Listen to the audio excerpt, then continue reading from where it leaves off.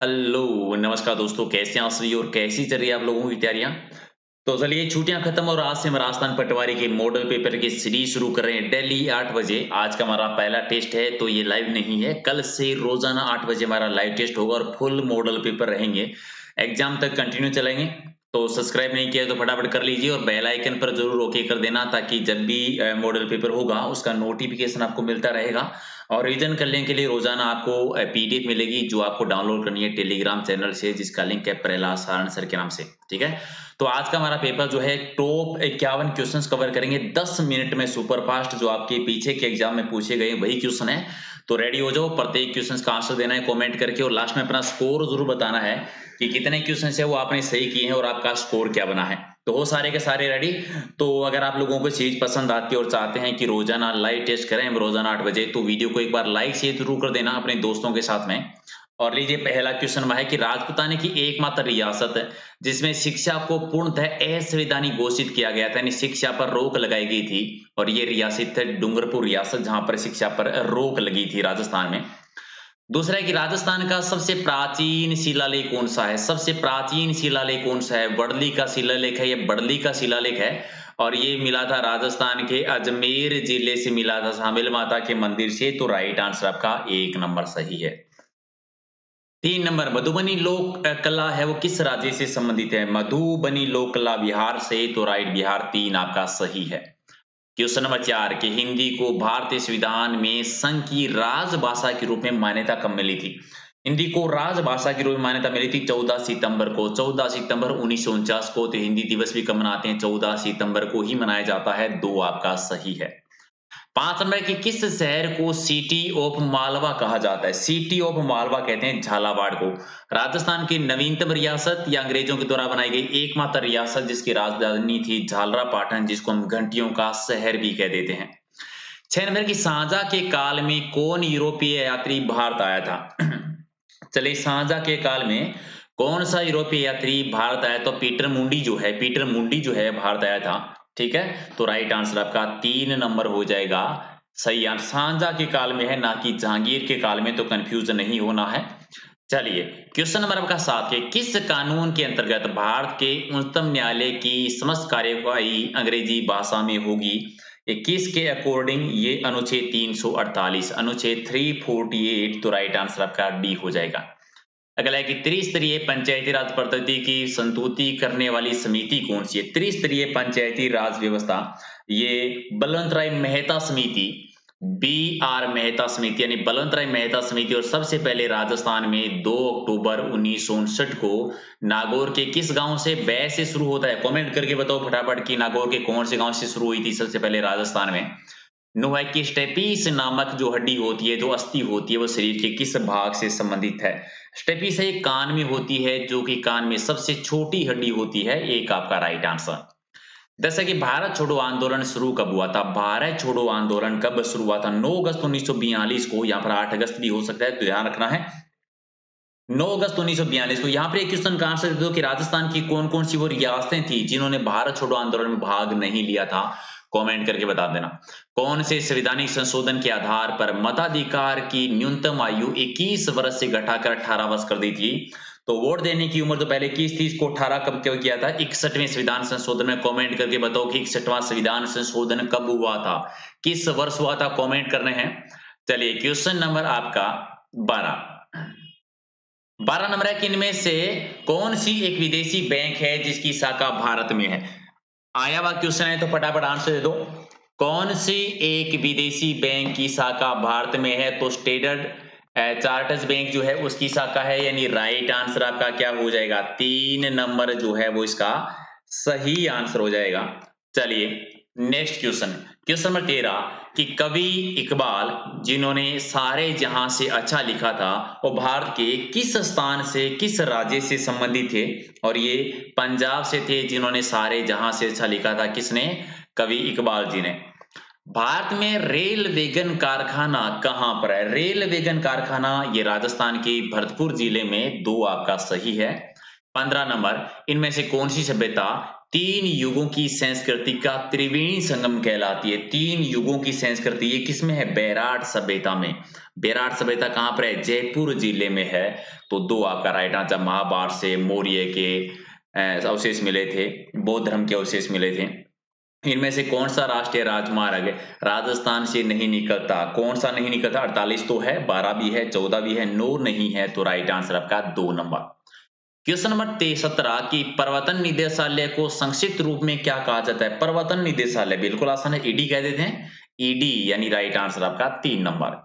अगला है कि किस देश के प्रधानमंत्री ने बीते दिनों आतंकी कृत्यों के शामिल होने को फांसी दी जाने की बात कही थी?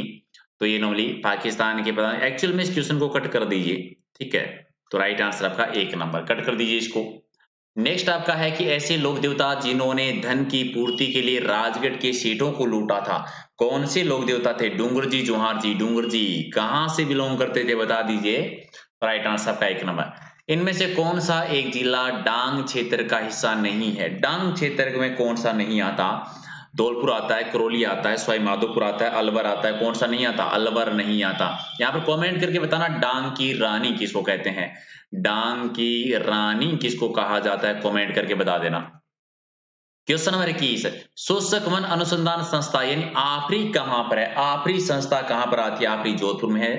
जोधपुर में जी, जोधपुर राइट आंसर आपका 2। आप कमेंट करके बताना है कि आफरी की स्थापना किस वर्ष हुई थी, कमेंट कर देना। पंचायती राज जो है किस सूची का विषय है? पंचायती राज जो है अभी राज्य सूची का विषय है। राज्य सूची का विषय आता है। तो राइट आंसर आपका 2 नंबर हो जाएगा सही आंसर। क्वेश्चन नंबर आपका 23 राजस्थान राज्य का क्षेत्रफल बता दीजिए। कितना आसान सा है, 3,42,239 वर्ग किलोमीटर हो जाएगा। आप कमेंट करके क्या बताना है? मील में बता दीजिए, मील में कितना है। क्वेश्चन आया हुआ है आपका, तो कमेंट करके बताना। पानीपत का तीसरा युद्ध 1761 में किन किन के बीच में लड़ा गया था? किन किन के बीच में? मराठा और Ahmad Abdali.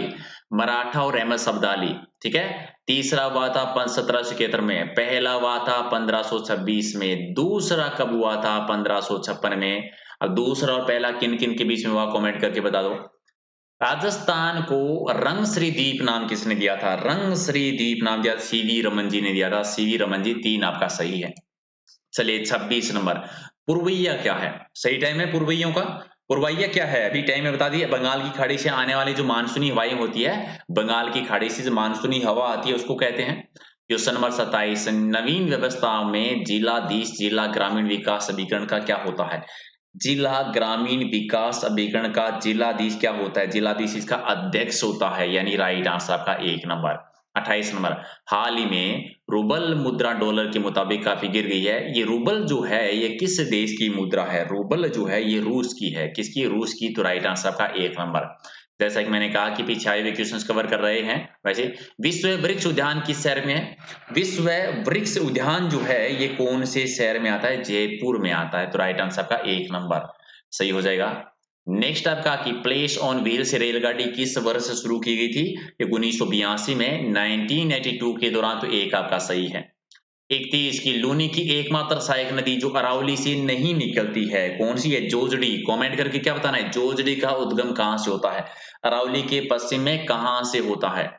Question number 32 Delhi Mumbai industrial corridor योजना का 40% हिस्सा राजस्थान में है, तो इसकी लंबाई कितनी है?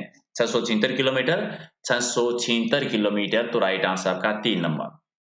चलिए नगर श्री शोध संस्थान कहां पर है? नगर श्री शोध संस्थान चूरू जिले में बनी हुई है। कहां पर है? चूरू जिले में। तो राइट आंसर आपका 1 नंबर, ठीक है। चलिए क्वेश्चन नंबर 34 कि राज्य में रिमोट सेंसिंग एप्लीकेशन सेंटर की स्थापना कहां पर की गई है?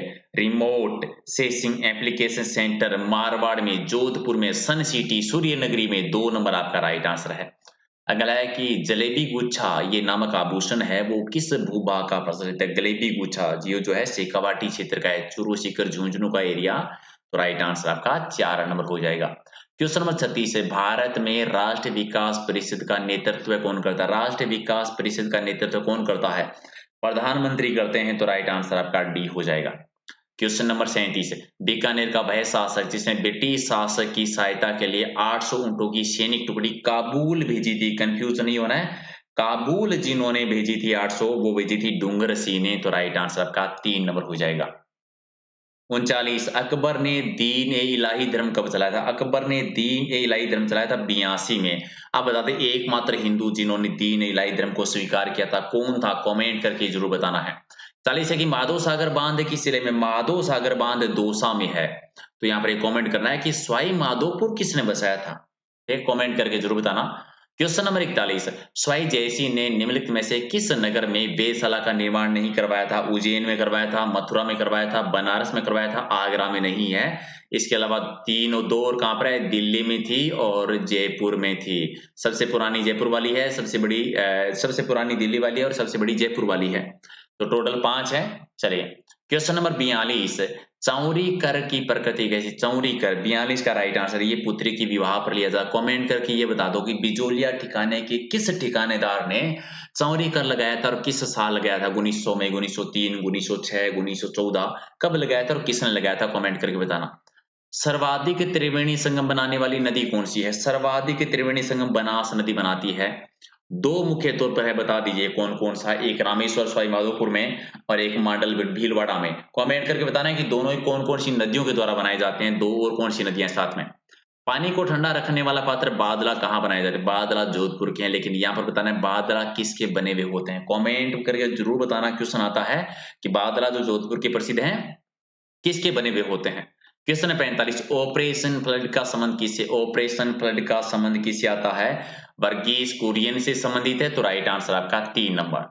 क्वेश्चन नंबर 46 राजस्थान के रजवाड़ों में सामंतवादी प्रथा के प्रचलन की जानकारी किस इतिहासकार द्वारा दी गई? या तो कह दीजिए प्रचलन की जानकारी किस इतिहासकार ने दी थी, या फिर आएगा कि सबसे पहले किस अंग्रेजी इतिहासकार ने लिखा था। दोनों सेमी क्वेश्चन है।